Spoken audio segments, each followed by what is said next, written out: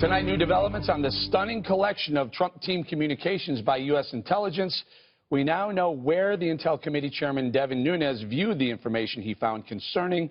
That's ignited a controversy of its own. More on that in just a minute. But first, Ranking Member Adam Schiff still won't let up on Nunes for briefing the president on the matter before the committee.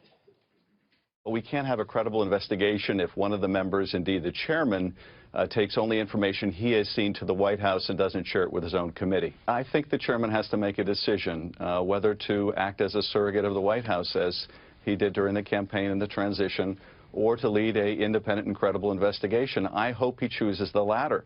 The country really needs to have an independent, credible investigation in the House. Adding fuel to the controversy, it was revealed today that Chairman Nunes viewed the documents that reportedly shows incidental collection of Team Trump on White House grounds a day before he revealed it to the news to the public. His spokesman says it was shown to him there in order to have proximity to a secure location where he could view the information provided by the source. Because of classification rules, the source could not simply put the documents in a backpack and walk them over to the House Intelligence Committee space. White House Press Secretary Sean Spicer addressed that revelation at today's briefing. I know that Chairman Nunes has confirmed that he was on White House grounds Tuesday, and frankly, any questions regarding who he met with or why he was here should be referred to him. I'm not going to get into who he met with or why he met with them. I think that's something that he has been very clear, and I'll let him answer. Oh, yeah, Greg, it just seems like a lot to do. A lot of times committee chairmen can go to the White House, and they're looking for these sensitive, compartmentalized information facilities, secure locations. Well, you know, we must point out, first of all, that Adam Schiff is definitely Sheriff Woody from Toy Story. When I look at him, that's all I see. Do you? He needs the hat, though, right? He does need a hat. Yeah. I don't know. The question is, has he helped or hurt the president? I mean, it's like it sounds like he wanted to do the right thing, but it kind of blew up in his face. It's like setting up two people on a blind date, and one turns out to be a psychopath.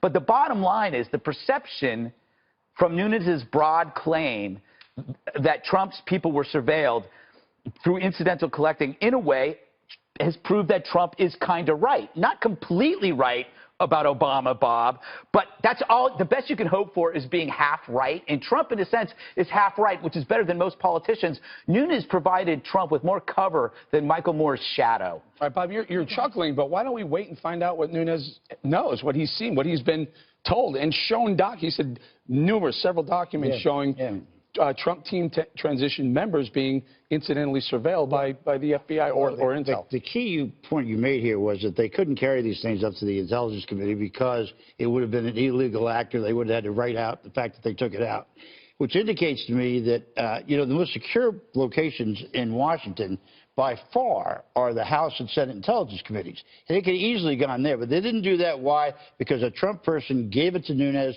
to cover up for the next You're speculating. Well, no, you're speculating, Bob. We don't speculate on the five. We don't know who Nunes saw these documents. We don't know who that. Oh, actually, somebody had to have access to the White House grounds to get Megan, there, right? NSC has offices in the White House. Well, we still don't know what evidence he's speaking of, and it's incumbent on Nunes at this point to be as transparent as possible. I think it's important to note that he became the chairman because he doesn't have a reputation for being grandstanding. He had a very good reputation, which is why he was given this serious position as chairman. And it's not beyond anyone's comprehension. We know that President Obama targeted people for political reasons through the IRS, through the Tea Party. It is not above everyone's understanding that this can happen, but I am begging Chairman Nunes to be as transparent as possible, because I do believe the American public has a right to know whether or not our intelligence agencies are doing things specifically for political purposes and specifically against this sitting president, which all leaks right now point to yes. By the way, you cut me off. And go ahead, Bud. No. I would just want to say it's okay. Don't cut Bob off. No, it's fine. I just... You're cutting each other off. Can I give you let him know that Can I give you this? The shroud of mystery that's surrounding this thing. Tuesday night, Devin Nunes gets a call while he's with staffers.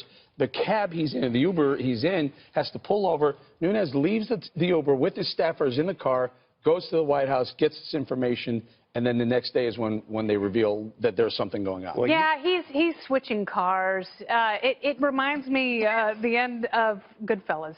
Where's the casino? When they're switching cars and talking on That was casino, definitely yeah. Casino, yeah. When the wives are talking about really boring stuff for 20 minutes and all of a sudden they get to hand the phones back to their husbands. The thing is that Chairman Nunes actually thought about installing his own private server in order to get the classified information at his house because he realized that that's not a crime anymore. Yeah. But he went ahead and went to the White House. There are other secure locations he could have gone to. You know, it's The funny Popeyes on 17. very secure. Or that Starbucks bathroom that Delicious everyone biscuits. goes to. But Adam Schiff going in front of cameras every chance he gets, talking about independence is absolutely laughable. And I guess one of the reasons that the chairman didn't share this information with Congressman Schiff is because Congressman Schiff is a little bit annoying, and he knew that no matter what he did, either way, he was going to run He wouldn't himself share over. it with him because he was covered up for the White House. By the way, if the guy was in it, I don't care who it was, whoever gave him that stuff had a White House pass, which means they work for Trump. Well, Which means wait. Can you wait a second?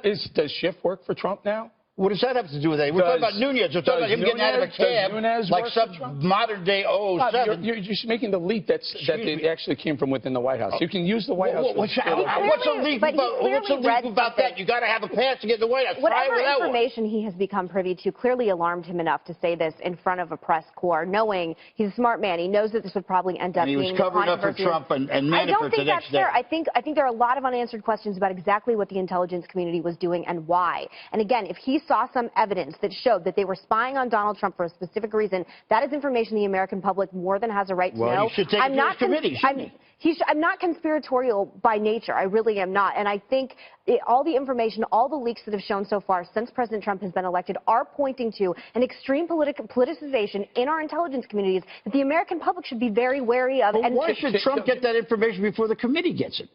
He's the president of the United States. He has access to more information than the committee has access to. Well, that's what you think. You think he has I think he's the president. I think he doesn't read anything. That's his problem. Let's move on to this. Today, Press Secretary Sean Spicer pushed back on the idea that Nunes was the recipient of what they're calling a White House, quote, leak. Why is this leak okay, but other leaks are not? There's a difference between a leak, someone leaking out to reporters for nefarious, to take classified information and share it with people who aren't cleared. Chairman Nunes is cleared. He is the chairman of the Intelligence Committee. Someone who is cleared to share classified information with somebody else cleared is not a leak. All right, Bob. Okay. Yeah. All you, brother. What, I mean, should I repeat the thing I said about Spicer? I wouldn't. Say that. No, he's got a family. He's not going to last long anyway. Listen, the fact of the matter is, what he said, that is the most tortured answer I have heard. This is the chairman of the Intelligence Committee. It's unprecedented. They never, ever have that happen. When I was in the White House in '76, we started, the Intelligence Committees were started on Frank Church's bill, and it was Barry Goldwater and Daniel Inouye were the two co-chairs of the Senate. And never once did either one of them give something to the White House that the other one didn't know. Did you just make a claim that White Houses don't leak? Is that the No. claim? I said that what happens is the Intelligence Committee chairmen usually are formidable Americans who are not trying to cover up for a dirty president. Gotcha. It may not be a leak. It's what I would call a tease. You know what I mean? It was like you see, I think it was very premature in this press conference. It was like somebody who said they have really good gossip, and right when they're about to tell you, they go, "Oh wait, I got to go. I'll call you back." Or like Rachel Maddow saying that she has Trump's tax returns, and then you realize that rich people actually pay a lot of money in taxes. Exactly. Okay, but here's the problem, though. That there wasn't more distance between the actual, that Tuesday night jumping out of the cab, getting the information, and then that press conference that Nunes held the very next day. Yeah, I mean, what's problematic is also the White House points to Nunes's information and says, see, we're exonerated. See, that's, and they gave But they're not exonerated. But at some point, it's begging the question. At some point, it's using the premise as the conclusion. And that's a fallacy. Bobby, let me bring Megan in. Obama tapped Trump. I believe that they were, I don't believe necessarily in the wiretapping. I don't think we should get caught up in that one phrase. But I do believe that a lot of these agencies inappropriately use surveillance in one form or another. Bob, that's the real question here. Megan, there was, I think on Friday, Nunes said he was going to call James Comey and Admiral Rogers for a closed-door meeting that was supposed to happen today. There were no shows.